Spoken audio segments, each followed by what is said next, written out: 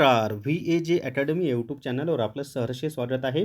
या व्हिडिओमध्ये आपण सरळ सेवा भरती 2026 संदर्भात महत्त्वाचा अपडेट पाहणार आहोत आणि महाराष्ट्र लोकसेवा आयोगाचे जे अध्यक्ष आहेत, MPSCचे अध्यक्ष, त्यांनी जी माहिती दिलेली आहे, तीच माहिती आपण या व्हिडिओच्या माध्यमातून पाहणार आहोत.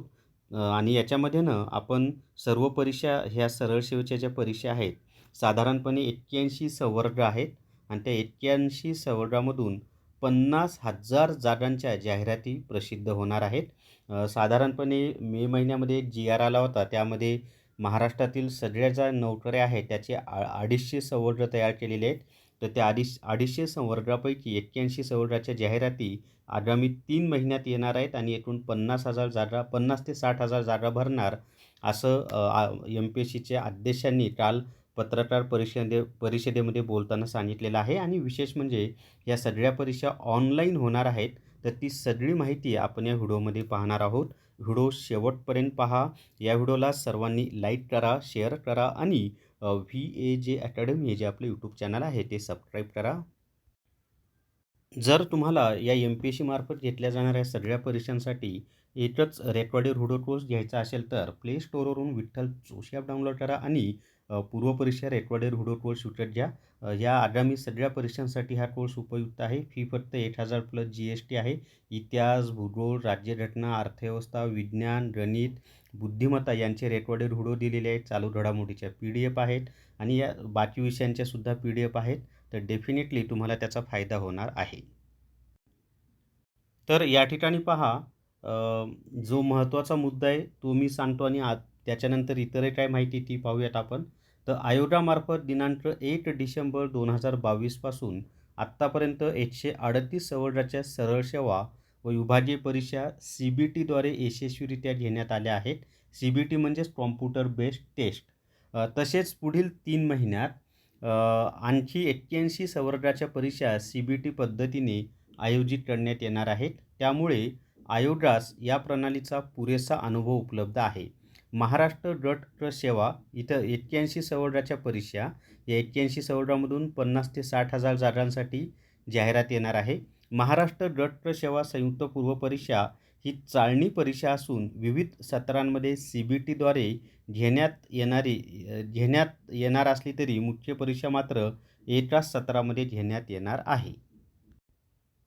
आता अजून त्यांनी काय माहिती दिलेली आहे ते पहा. महाराष्ट्र शासनाचं जे अधिकृत पेज आहे त्यांच्यामार्फत DGI PR मार्फत ही माहिती दिलेली आहे की महाराष्ट्र लोकसेवा आयोगाच्या म्हणजे MPSC आगामी सर्व पूर्वपरीक्षा संगणका आधारित कॉम्प्युटर बेस्ड म्हणजे CBT पद्धतीने घेण्याचा निर्णय विद्यार्थ्यांच्या हितासाठी घेतल्याची माहिती आयोगाचे अध्यक्ष विवेक भीमनवार यांनी दिली.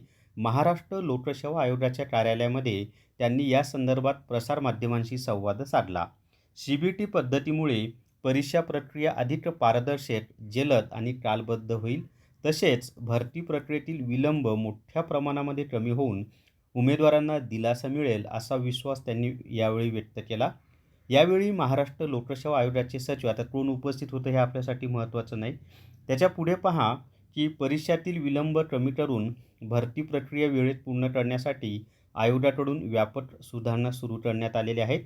पूर्वपरीक्षांचे निकाल 21 दिवसात जाहीर करण्याचे नियोजन. नुकतंच जाहीर झालेल्या राज्यसेवा पूर्वपरीक्षेचा निकाल अवघ्या 22 दिवसात प्रसिद्ध. ज्या वर्षी परीक्षा होईल त्याच वर्षात तिची भरती प्रक्रिया पूर्ण करण्याचे लक्ष्य निश्चित.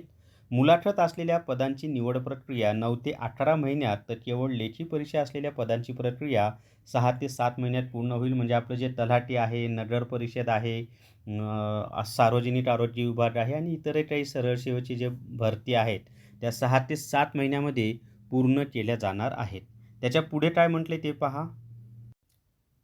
याचा अर्थ काय माहीत आहे का? जाहिरात काढल्यापासून 6 ते 7 महिन्यात आपली ही प्रोसेस पूर्ण केली जाणार आहे.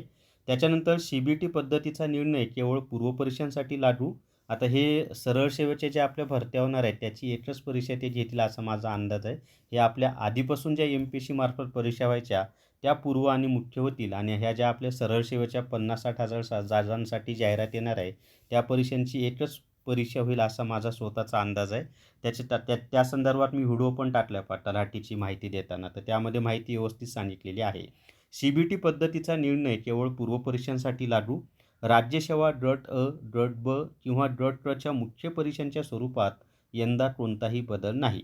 लोकसेवा आयोगाकडून आत्तापर्यंत सुमारे 140 परीक्षा ह्या CBT प्रणालीनुसार CBT प्रणाली वैज्ञानिक न्यायालयाने मान्यता दिलेली आणि देशभरात स्वीकारलेली आहे, असं त्यांनी काही महत्त्वाचे मुद्दे सांगितलेले आहेत. तर लागा तयारीला MPSC मार्फत परीक्षा होणार, पण ह्या परीक्षा ऑनलाईन होणार आणि MPSC मार्फत जरी होणार असल्या तरी त्याचं आयोजन हे TCS मार्फतच केल्या जाईल. म्हणजे ह्या परीक्षा अप्रत्यक्षरित्या TCS मार्फतच घेतल्या जाणार आहेत. जरी MPSC मार्फत होणार असल्या तरी ऑनलाईन परीक्षांचं आयोजन TCSकडे MPSCनं दिलेलं आहे. तर या व्हिडिओमध्ये एवढीच माहिती. या व्हिडिओला सर्वांनी लाईक करा, शेअर करा आणि विठ्ठल VA जे अकॅडमी आहे, जे आपलं यूट्यूब चॅनल आहे, ते सबस्क्राईब करा. धन्यवाद.